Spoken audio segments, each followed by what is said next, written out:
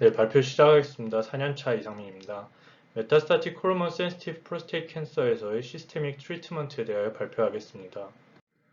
저는 2019년에 캔서에 실린 리뷰 아티클인 Current Treatment Options for Metastatic Hormone Sensitive Prostate Cancer를 바탕으로 정리하였습니다. 메타스타틱 호르몬 센시티브 프로스테이트 캔서 MHSPC는 크게 두 환자군으로 이루어지게 됩니다. 이전에 라디칼 프로시저를 받지 않고 프로스테이트 캔서와 함께 메타스타시스가 함께 진단되는 환자군과 프로스테이트 캔서로 로컬 트리트먼트를 받은 후에 메타스타틱 리커런스가 발생하는 환자군이 있습니다. MHSPC는 추후 MCRPC로 진행할 수 있으며 MCRPC로 진행되는 경우 예후가 좋지 않기 때문에 MHSPC의 시스테믹 세라피가 점차 중요하게 강조되고 있습니다.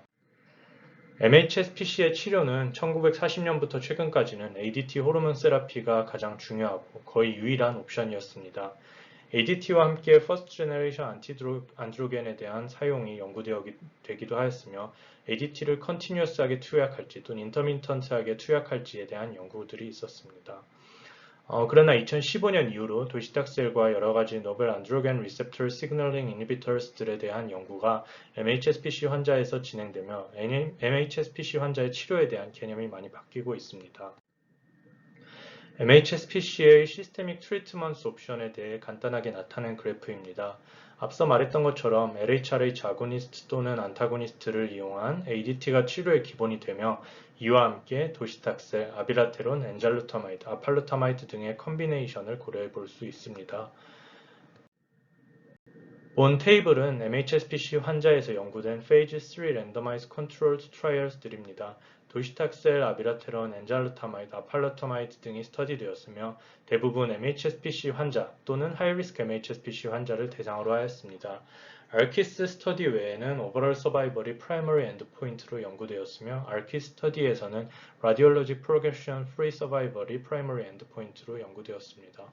우선 도시탁셀을 대상으로 시행한 세 가지 스터디 중 두 가지를 먼저 보도록 하겠습니다. MHSPC 환자에서 도시탁셀의 투약에 대한 첫 번째 연구는 G2AFU15 스터디입니다. 2013년 발표되었으며 이 연구에서는 385명의 환자를 대상으로 ADT와 ADT 플러스 도시탁셀을 투약한 환자 두 군을 비교하였습니다.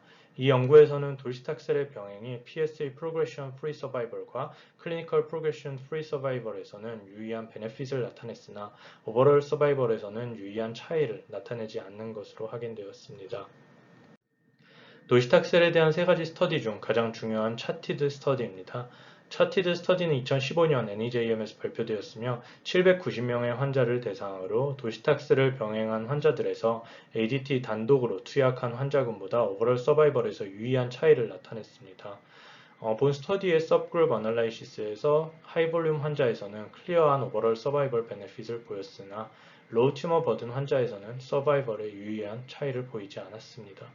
위의 테이블을 보시면 본 연구에서는 오버럴 서바이벌 뿐만 아니라 PSA 감소 정도, CRPC 프리 서바이벌, 클리니컬 프로그레션 프리 서바이벌에서도 도시탁셀의 병행이 유의한 베네핏이 있음을 나타냈습니다. 앞에서 말씀드린 이제 두 가지 연구와 이제 스탬피드 스터디를 포함한 메타 아날라이시스에서는 ADT와 도시탁셀의 병행이 오버럴 서바이벌에 베네핏이 있을 뿐만 아니라 또한 페일리어 프리 서바이벌에도 베네핏이 있음을 확인할 수 있었습니다. 다음에 이제 아비라테론과 엔잘루타마이드, 아팔루타마이드와 관련된 스터디들을 보도록 하겠습니다. 아비라테론에 대한 연구는 2017년 NEJM에 발표된 라티튜드 스터디가 있습니다. 새로 진단된 하이리스크 MHSPC 환자 1199명을 대상으로 ADT와 함께 아비라테론을 투약받은 환자가 플라시보를 투약받은 환자보다 해저드 레이쇼 0.62로 오버럴 서바이벌에 대한 베네핏이 있음이 확인되었습니다.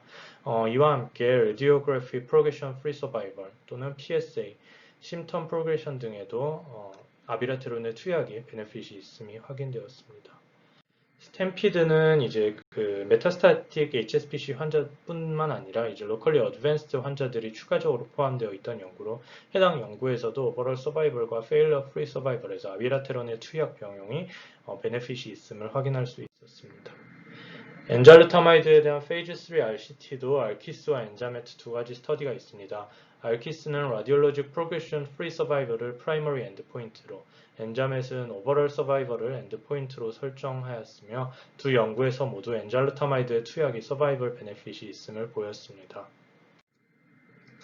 마지막으로 아팔루타마이드는 현재 우리나라에선 허가받지 않았으나 이전 스파르탄 스터디를 바탕으로 미국에서 non-metastatic CRPC 환자에 허가된 셀렉티브 안드로겐 리셉터 안타고니스트로 2019년에 발표된 타이탄 트라이얼에서 MHSPC 환자에서 아팔루타마이드의 추가가 오버럴 서바이벌과 라디오그래픽 프로그레션 프리 서바이벌에 효과가 있는 것으로 발표되었습니다.